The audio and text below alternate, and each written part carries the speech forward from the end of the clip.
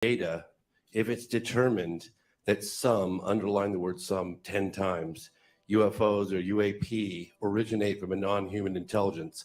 What's the plan to disclose that to the public? And can you identify yourself, please? James Fox. Thank you. I'm sorry, and what outlet? Independent media. Thank you. Well, let me repeat. It's on. Let me repeat what I said. I think it's important that you hear this word for word. The NASA independent study team did not find any evidence that UAP have an extraterrestrial origin, but we don't know what these UAP are. The mission of NASA is to find out the unknown. I've said several times in my comments here today that we, NASA, deal openly and we will be transparent on this. And we're trying to address the question of there's so much concern that there's something locked up, classified,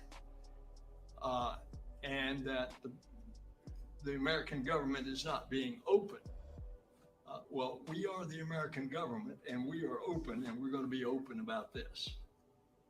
We don't, again, I'm going to repeat that statement, but we don't know what these UAP are, but we're going to try to find out.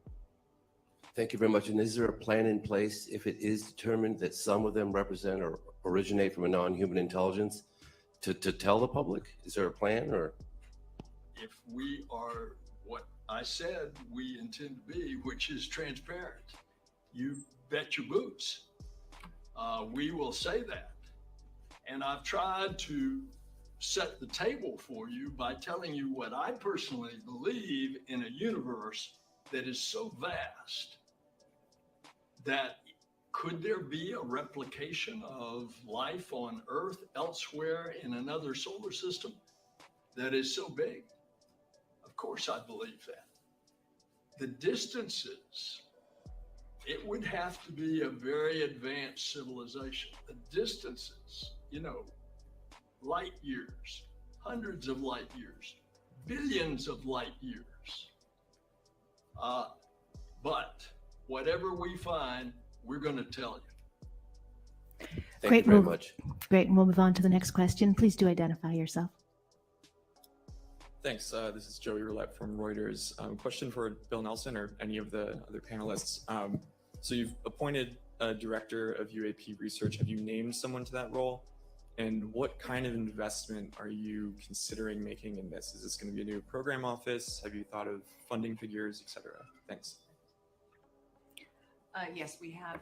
We've already appointed the person. They've been working there for a while now.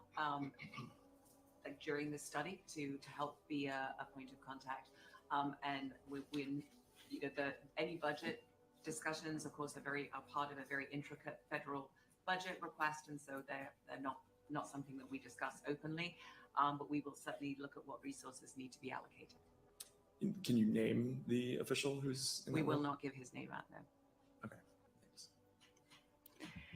Thank you. We'll take another one from in the room. Hello, Dan Rivers from British broadcaster ITV News. I heard the word stigma mentioned several times, that you want to remove the stigma. Is your message to pilots and other people that this is no longer the preserve of cranks, and that you won't be laughed at, and that you will take them seriously? Is that the takeaway? That is exactly the message. I mean, at NASA, we're scientists. We love data. We love all data. And if there is something that needs to be reported, and we want people to be able to feel that they can report that. We spoke in the open hearing that we had here just a few months ago. Dan, remind me when it was? May 31st. And we actually talked then about we wanted to remove the stigma, and we also did not tolerate any of the abuse that some of our members of the panel were receiving, particularly on social media, for doing this really important scientific study. So absolutely, we want pilots and both, as Bill said, both private pilots, commercial pilots, military pilots to feel that if they see something, they need to report it.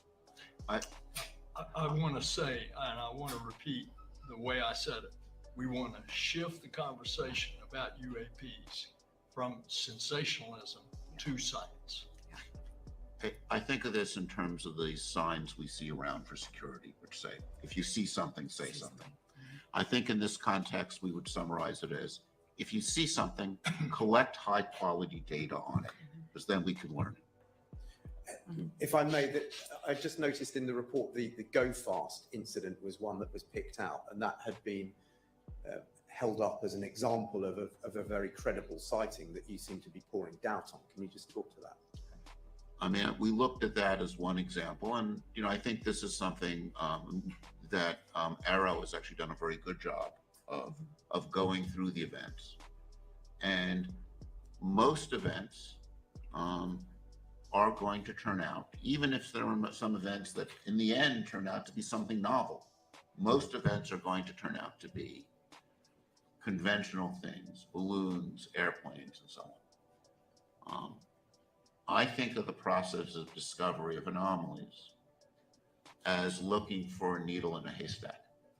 And if you want to find a needle in a haystack, you've got two choices.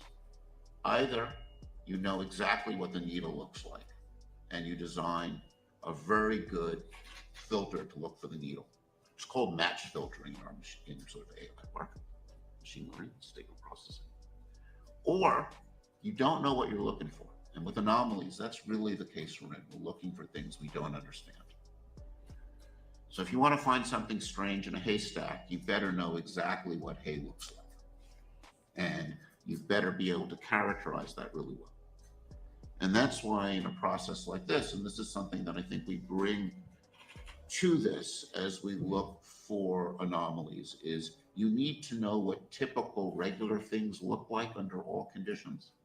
You need to know what balloons look like when pilots see them, so under unusual conditions, so that you can eliminate those events. And that's why in identifying anomalies, understanding the normal is a very important part of it, and understanding that under different observing conditions and collecting data in a uniform way. I mean, this is what we do when we study anomalies in space science or other areas of science. And what we're trying to do is bring this approach to this field by saying, collect high quality data, understand the normal events, and that's how we move things forward. Thank you. We'll move on to the next question, please.